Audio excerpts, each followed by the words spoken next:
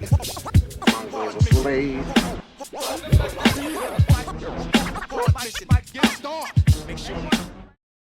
Welcome to 3 Count Commentaries. This is your host, MagMongoSlade. Today we're going to talk about Smackdown, June 7th, 2024. Not much to talk about, really. The weekly shows really don't advance much. But I'm going to complain quite a bit about the booking of the Clash at the Castle card. And basically, the too long didn't listen version is, why would you book people for that show that you don't normally book? That would be my question.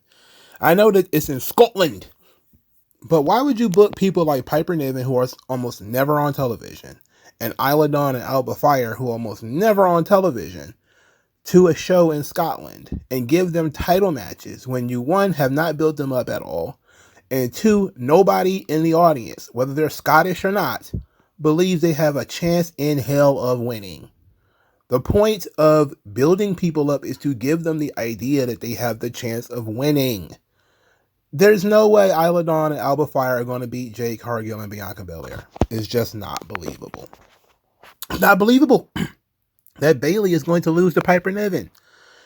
Two weeks ago, Isla Dawn and Alba Fire wasn't even on TV. 2 weeks ago, Piper Niven was a jabroni.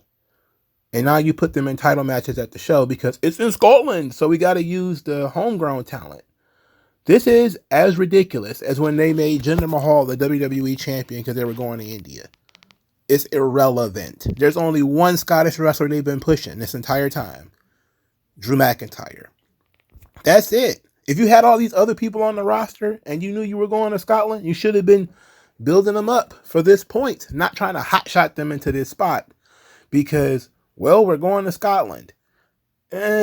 No. See, this giving people championship matches in their hometown or in their home country just because is ridiculous. It's really cheap. I want to know if anybody who's from Scotland or England or whatever, does it actually work for you? You know, I don't know. It wouldn't work for me if you was coming to Detroit and all of a sudden some random Detroiter that I didn't even know who was from Detroit is getting a title match. It's like most of these people have never mentioned being Scottish before the entire time they've been there. Now all of a sudden they're waving the Scottish flag and all that. Come on, man. Get out of here with that garbage.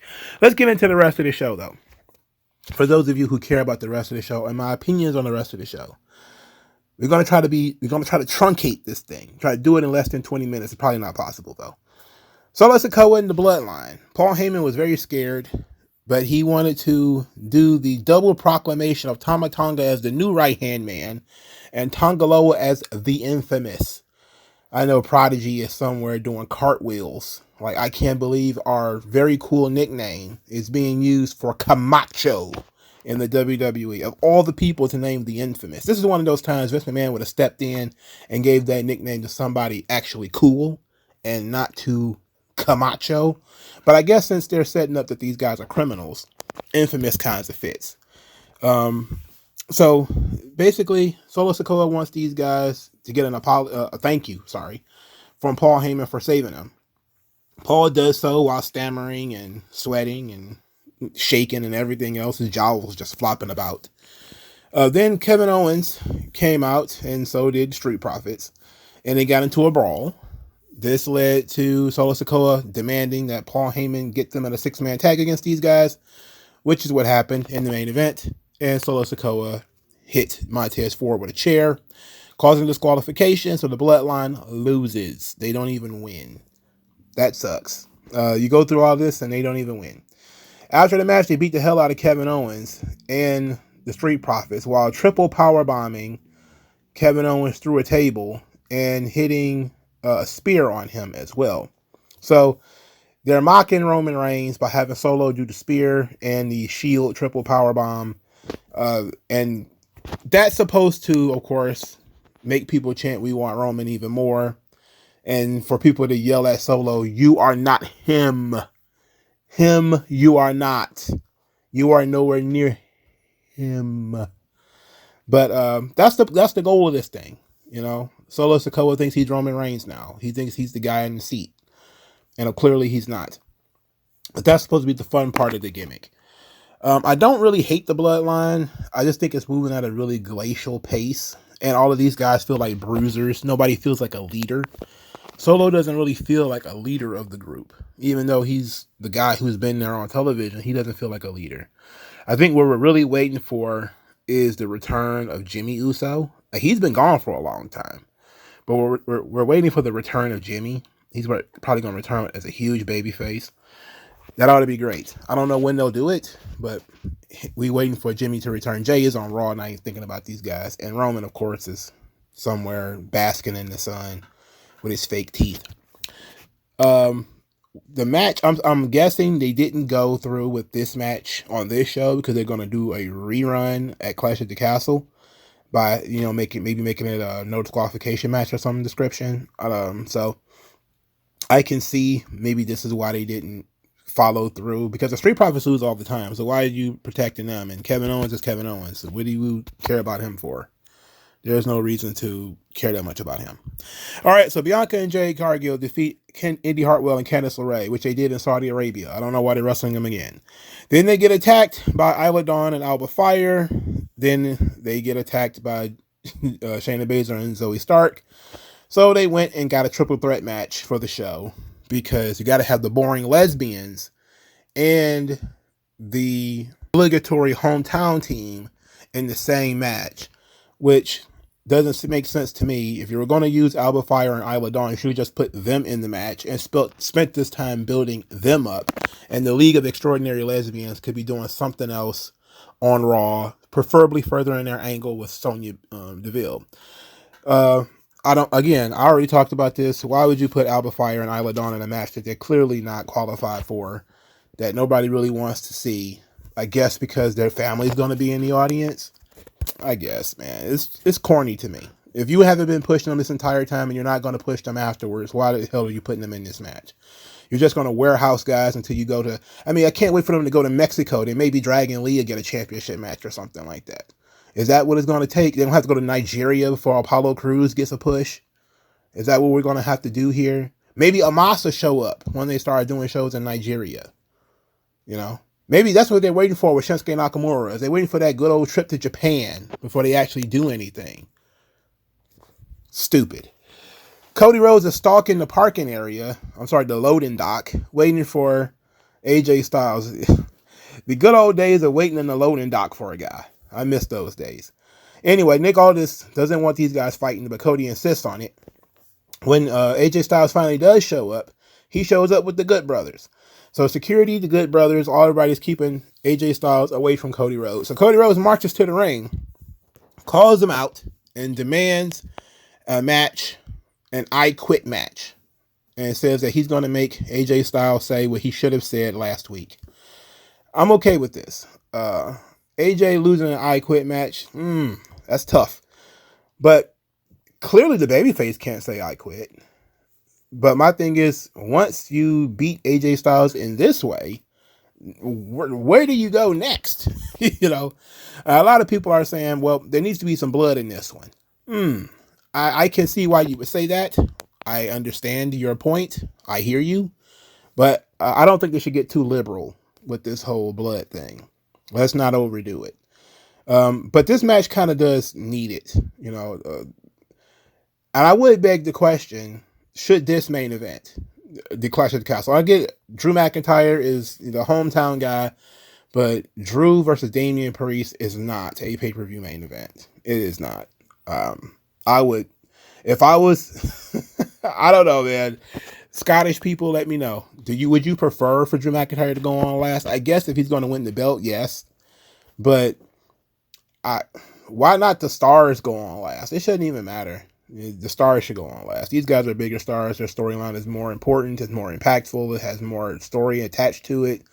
That Damian Priest, Drew McIntyre thing is awful. Next, Johnny Gargano loses to Grayson Waller. Triple H is forcing me to watch Johnny Gargano. He can kiss my ass. Grayson Waller pulled Austin Theory into a tope on purpose.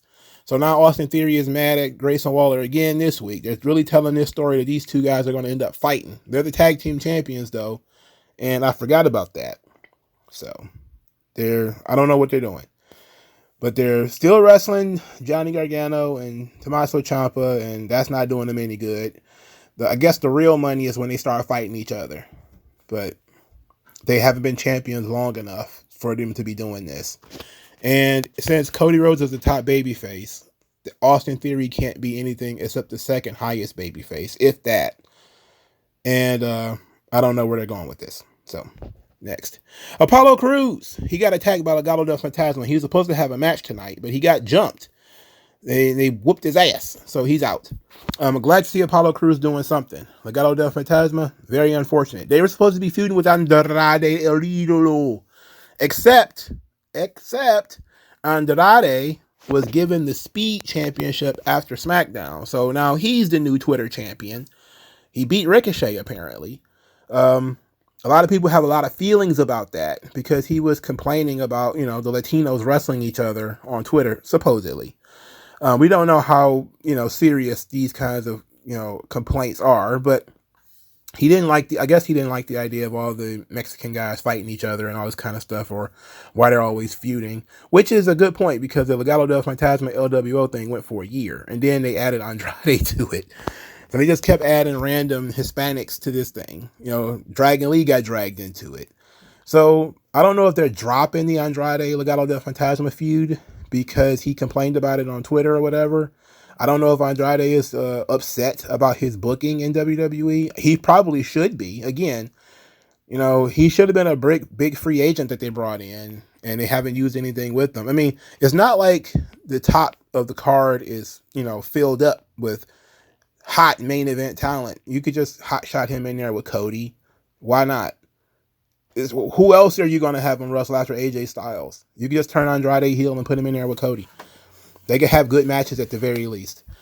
But Andrade is now the Speed champion. It means nothing. The Twitter is paying them to do a show, and they're doing it. The AEW fans are laughing at him because they're like, oh, he wanted to get out of AEW so bad, and now he's the Twitter champion. He's been back for a while. Triple H has no ideas.